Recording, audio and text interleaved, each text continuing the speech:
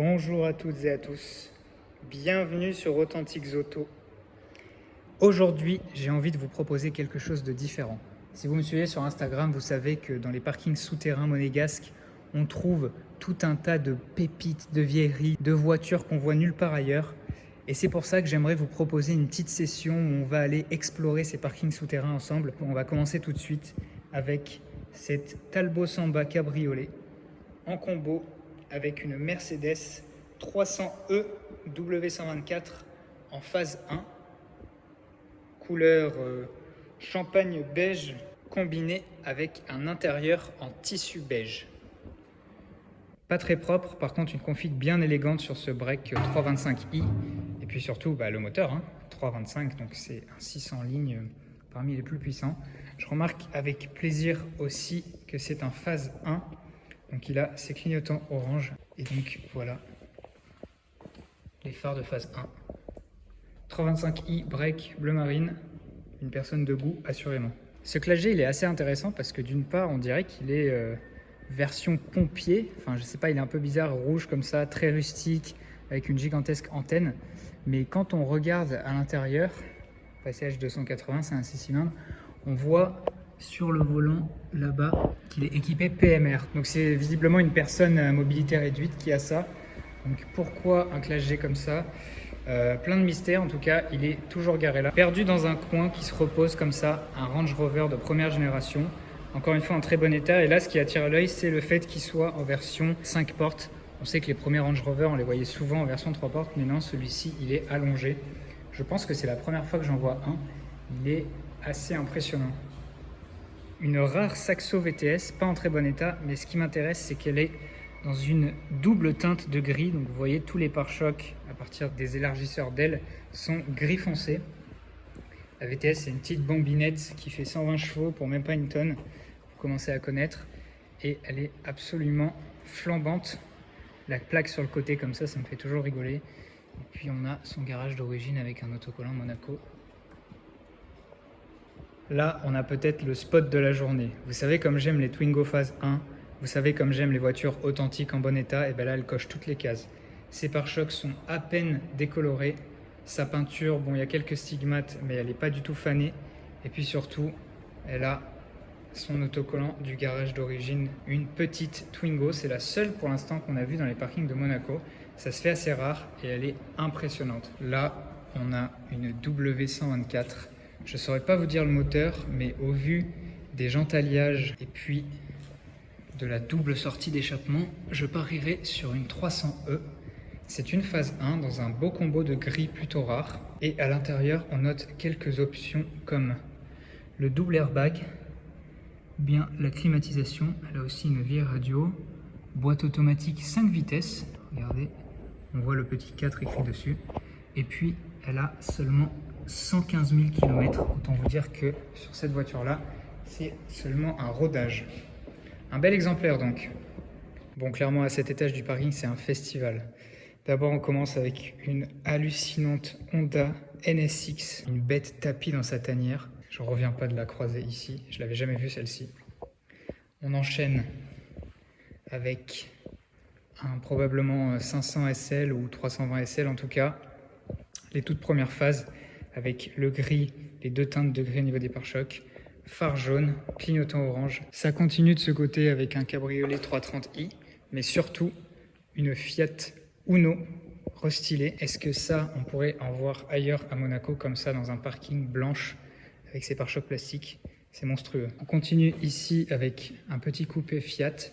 Vous saurez mieux que moi identifier le modèle, mais voilà, je le trouve très joli et très original. Derrière ce poteau, une Lancia Fulvia de rallye. Vous rêvez pas, c'est un parking public, on n'est pas dans un truc spécial, c'est simplement un parking public. Puis 20 mètres plus loin, derrière un autre poteau, cette Alfa Romeo GTV. On remarque que c'est parmi les premiers exemplaires, il n'y a pas beaucoup de plastique encore. Vous voyez ici le sigle GTV, et puis là, Alfa Romeo qui a choisi Agip pour ses huiles et carburants. Au passage, ici, le petit autocollant station-service du rond-point du Portier, pour ceux qui connaissent Monaco, ça fait très plaisir. Voici l'avant. Là, on a un coin avec quelques modernes, mais encore une fois, des modernes de goût. Yaris GR, RS4 B7, Mais alors là, le clou du spectacle, ça fera plaisir à mon petit frère.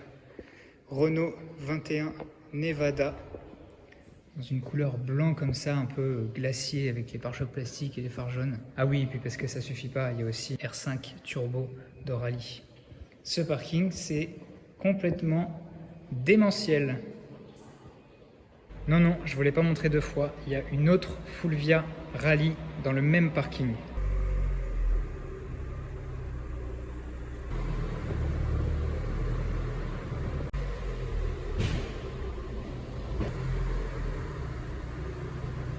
Alors là, j'hallucine. Une 405 SRI. C'était une version un petit peu haut de gamme avec un moteur un peu puissant. Dans un espèce de bleu-violet comme ça, assez énigmatique.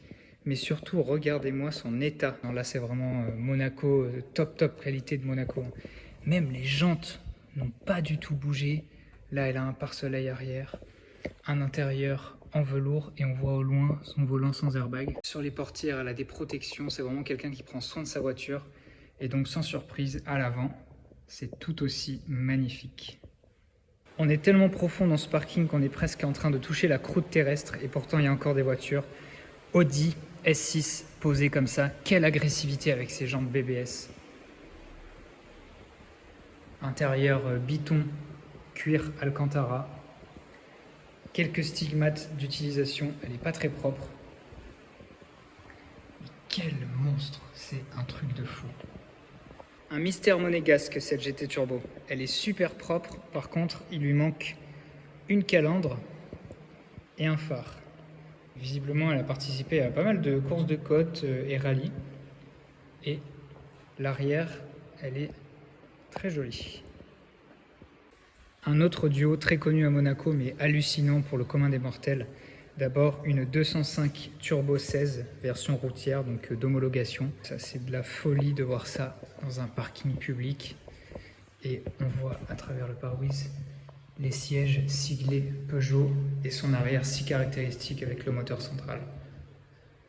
Et la deuxième qui appartient au même propriétaire, ce qui est assez fou si on réfléchit, c'est cette R5 Turbo 2, couleur vanille avec ses pare-chocs plastiques qui aussi sont rigoureusement neufs et puis un intérieur en velours camel du plus bel effet. Vous voyez les sièges pétales ici. Pareil, moteur central arrière. Elle élargie, une vraie bête de course pour la route.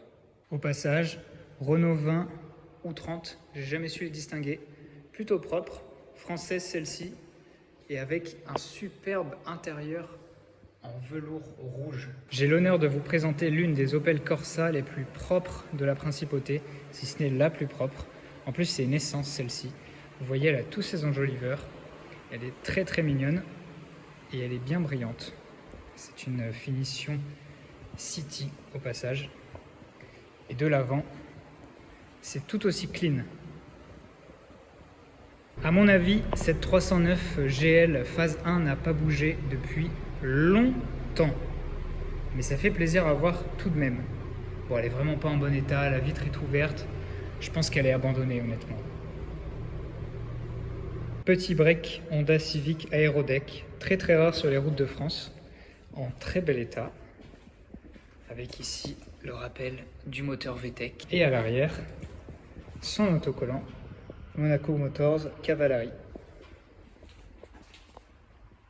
Pas sûr que ce soit le plus utile à Monaco, mais par contre le plus cool, ça c'est certain, Fiat Panda 4x4. Ici, nous avons un coupé Beta, très bas, assez impressionnant, et dessiné par Pininfarina. Vous savez, logo, plus logo, et un intérieur rouge. Même étage, et cette fois-ci une 190, les premières phases avec pare-choc plastique et petite bande latérale. C'est surtout son bleu qui m'a interpellé, un bleu qu'on voit très rarement et qui est combiné ici à l'intérieur MB-Tex noir. Je suis un petit peu amoureux du Honda CR-V des années 90. Et alors quand c'est avec une couleur champagne comme ça et un état proche du neuf, là c'est vraiment le Graal. Regardez cet intérieur velours, comme il presque brille au soleil. la peinture super vernie, même les pneus et les jantes sont en très bon état. Pour un baroudeur, c'est rare et ça fait vraiment plaisir. Je suis fan. Ainsi s'achève cet épisode dans les parkings monégasques.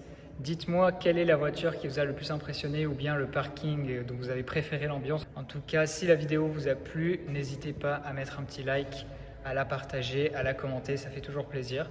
Et puis, je vous dis à la prochaine sur Authentiques Auto. Allez, à bientôt.